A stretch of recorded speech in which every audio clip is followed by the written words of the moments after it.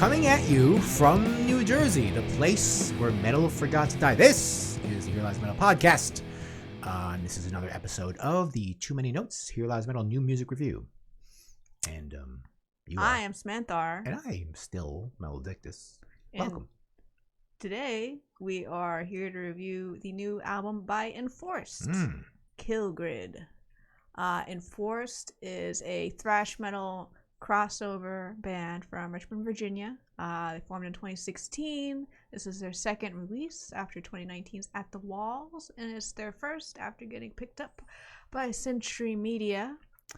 Big moves there. And this band is Ethan Gensarowski on bass, Alex Bishop on drums, Will Wagstaff on guitars, Zach Monahan on guitars, and Knox Colby on vocals. And this album came out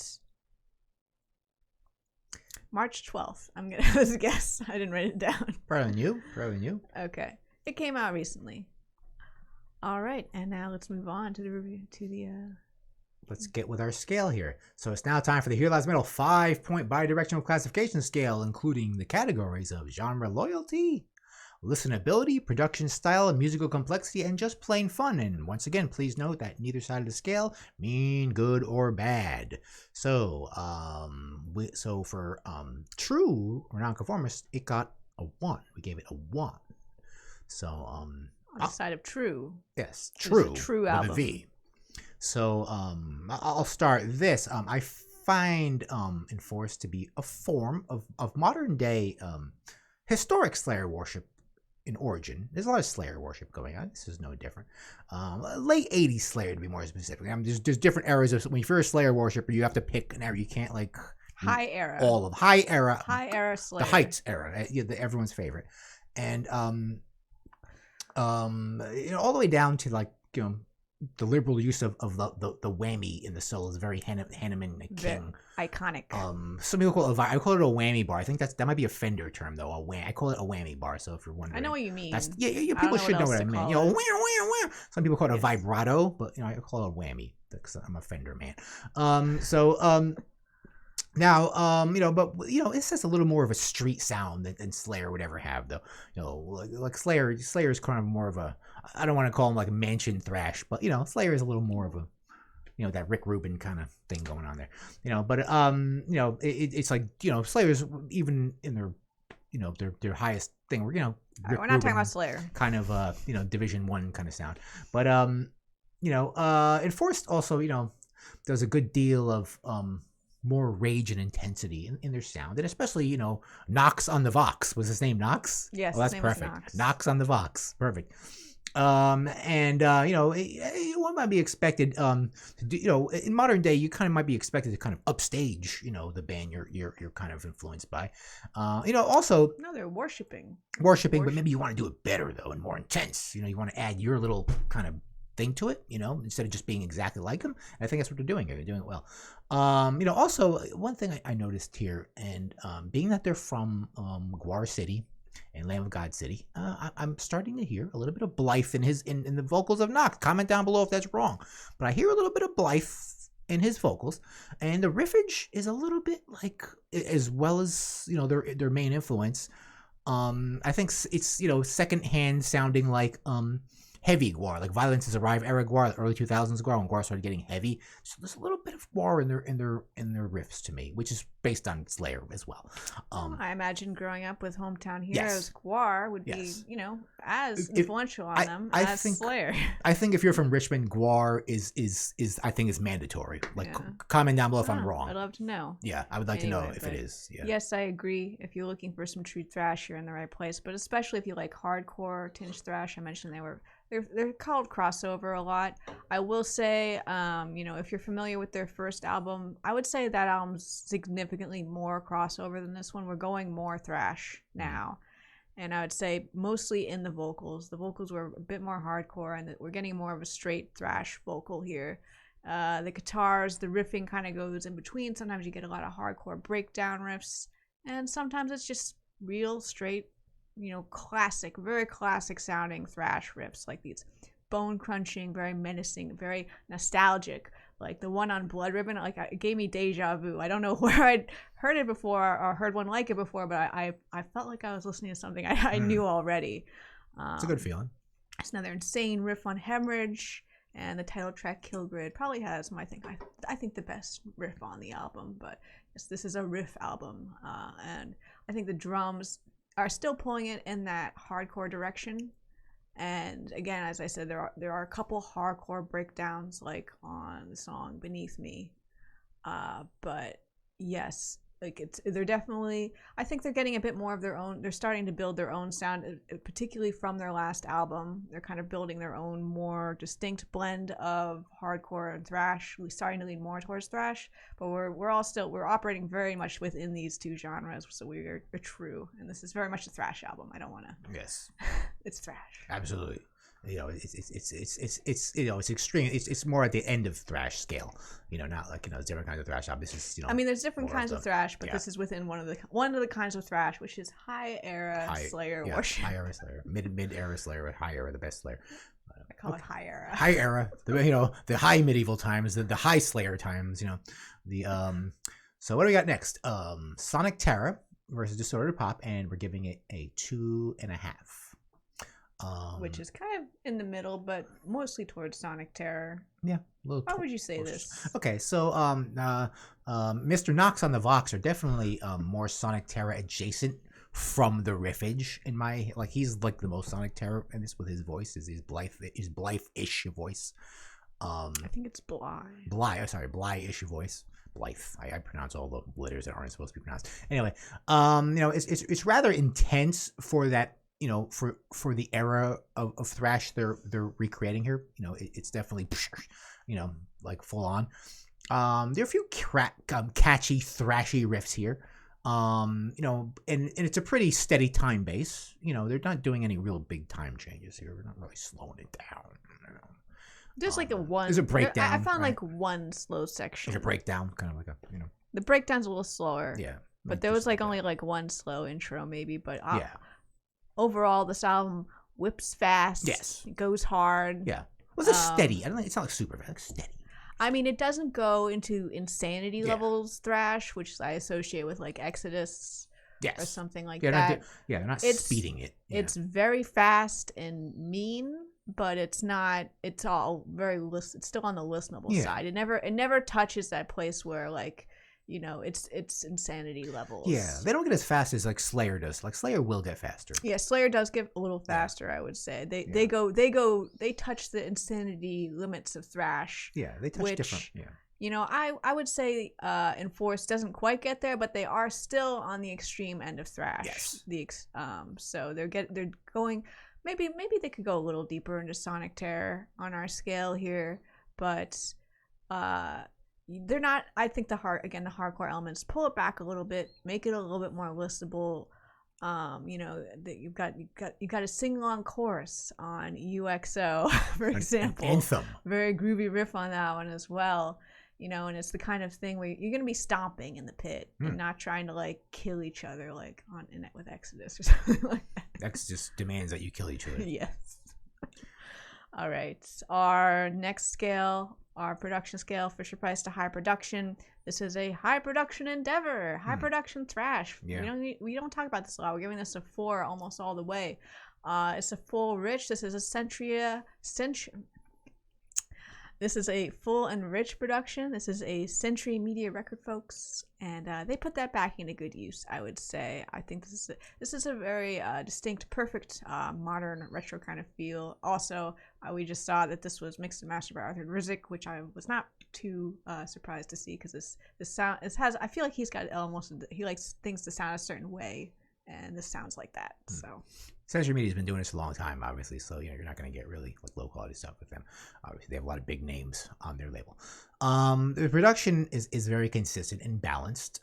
Every instrument has its place in the mix, and it's very clear. The bass has the correct presence and level for thrash. I would say it's there. It's not invisible, but it's not. The bass is correct. It's correct, and it's even a little bit. It's good. It's good. It adds to the music and it thickens the music. It's very thick. Yeah, it's a thick bass. It's a nice sound. I'd say the whole album sounds very thick. Yes. Yeah, everything's there, nice and compressed. It's very good, very leveled, very well, EQ'd very well. It has a bit of a retro thrash golden age tone in the production, which makes it good. That that's not a minus thing. Yeah, but you can also tell it's new. Though, yeah. You're not gonna mistake it for like it's like as I call this like the modern retro production style. Yeah, where they're not trying to sound like modern metal, but they're trying to capture that old school sound, but they're also bringing it consciously trying to bring it a little bit forward. Yeah, they're not trying too hard with all kinds of effects and plugins to make it sound retro like some people do. They're not doing that either, which is good. Which is just really it's authentic and it's honest and it's that other word I'm looking for that means true. True. It's true. It's all right. Yeah. Let's count the notes. Our note scale. We're giving this slightly above middle of the road to almost too many notes, 3.5 here, just because it's a very fast record. Doesn't take a lot of breaks. Maybe it takes 2 breaks on the whole album. However, there's nothing too complicated going on. There's some competent but not showy solos. Would you agree? Well, I think I found it a little more complex than you're saying. I would say there's less emphasis on the binary Slayer riff. It's 0101. Blah, blah, blah. It's a little bit more than that, I think. I'd probably give Slayer like a 3. Yeah, it's a little bit. I feel like it's a little bit more than most Slayer eras. It's obviously elevated thrash. It's extreme thrash. The solos are not overdone. They're like I said before, they're in the style of King and Henneman. A lot of there's a lot of that, but they're not overdone. They're not ridiculous, and they're done with class. They're not done. They're done when you need them. There's not too many of them. They're not overused, so it's well done in that sense. But not as simple. I'm gonna give these guys some musical credit here. Some of the scales. I give them credit. It's weird. They're not in the no notes. Yeah, no notes area. They're not. There's some stuff going on there. But it's not incredibly technical. No. I don't think it's trying to be. Yeah, it's using the typical scales that thrash would use, but they're using them. They're going. It's good. Yeah, it's done well. Yes. Okay, our fun scale, fun to focus. This is pretty focused. Maybe like a 4.5, almost all the way. These are serious thrash boys making angry songs without any noticeable sense of irony.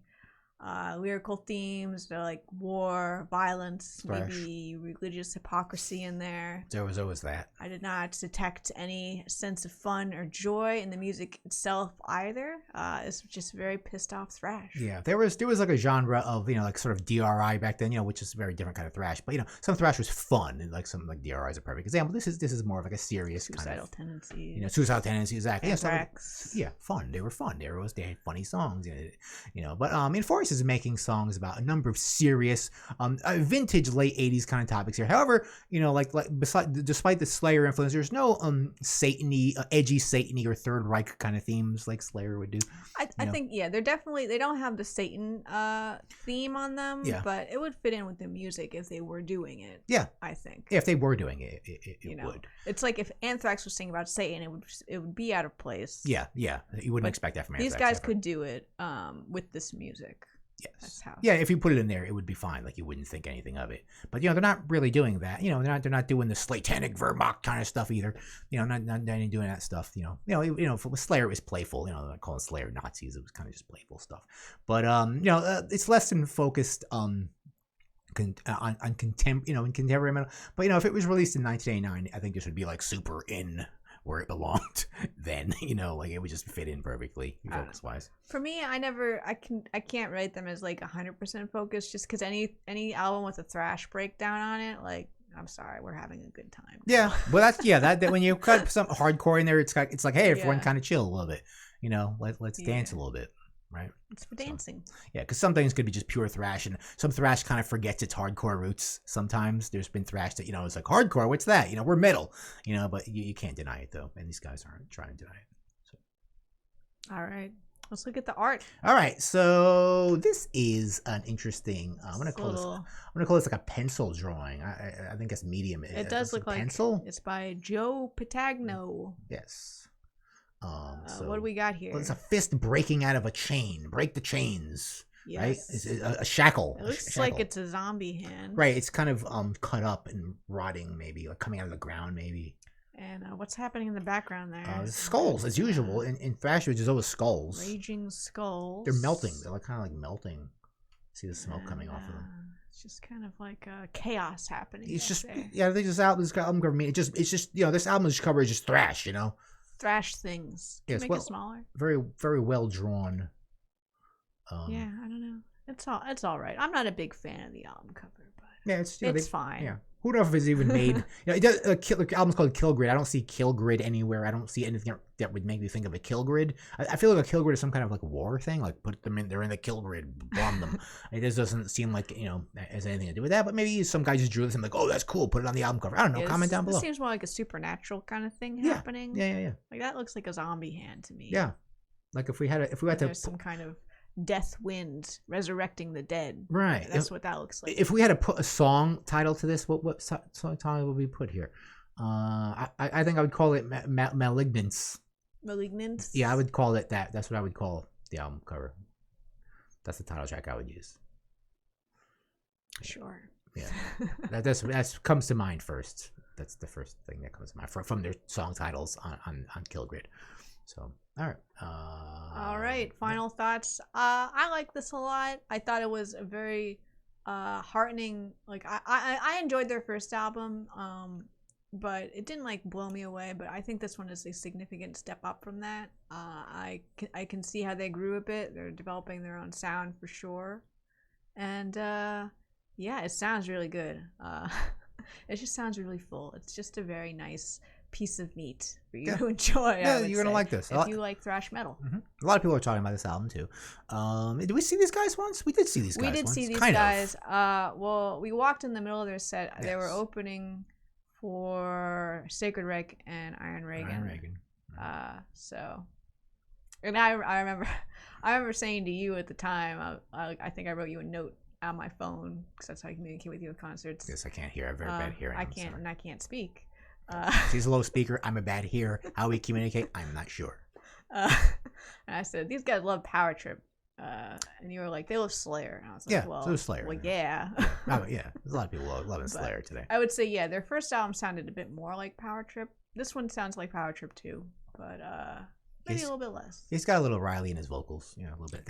He had more in the last album. That's what I was saying. I think the vocal. I think he's developing vocally into his more of his own style. His own form of delivery, which I think was, I don't know if I want to say he was just copying Riley. It was more of a hardcore vocal because Riley was a very hardcore vocalist. Yes, absolutely. So I think he's developing more into a thrash guy. So an extreme thrash guy. Did you like the album? Yeah, that was a good album. That was a good extreme thrash album. In the area of extreme thrash. And Slayer worship is always welcome. Yeah, you're never gonna hate any Slayer worship. Why would you? There's no reason really. You could be inspired by that, just like people are inspired by Black Sabbath. You could be inspired by Slayer. Yes, so. when we say something is Slayer worship, it's we're no way condemning it as being derivative. No. We're happy with the Slayer worship. Yeah, there's a lot of that going on today because Slayer is not a thing anymore. So it's Slayer's. Think of Slayer like as even Black if Slayer Sabbath. was around, I'd be fine because it's not like Slayer is making this music anymore either. Yeah, by the time Slayer ended, they were kind of like mansion thrash. They were they were doing pretty well. They were larger than life and completely in the mainstream, so you need kind of to have a rebirth of Slayer. So like, old, like conservative people are scared of it again, I guess, because I don't think that happened anymore, when Slayer ended. Alrighty. So anyway, check out Enforced. They're done Century Media. So, good job. Yes. Check it out. All right. We'll see you with another review on Here Lies Metal. See you later. Stay